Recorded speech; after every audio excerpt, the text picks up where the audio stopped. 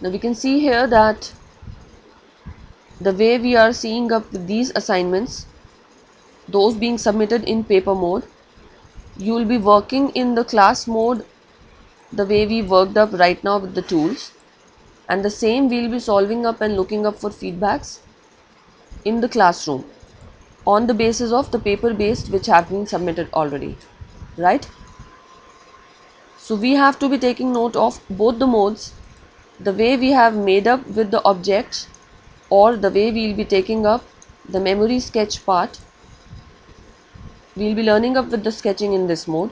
Equally, whatever you have been doing in the paper mode, that will be taken up for the evaluations and feedback in the classroom sessions. Any doubts related to that how are we going to understand up with the sketching and the making, the technical and the MCQ questions? Any doubt in that? Divya, you can be asking any of your doubts if you wish to. Now, as far as submission is concerned, you will be simply taking a snap of your done assignments which you have done in the paper mode, and you would be attaching that and sending to us on the mail. By the way, you will be taking a snap of whatever are your done assignments or tasks being given in the class, and you will be attaching that and sending to us on email. The submission guide will be sent to you as per which you will be making the submissions.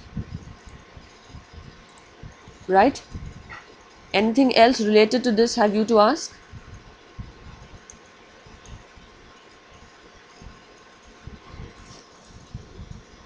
Nothing specifically? Okay.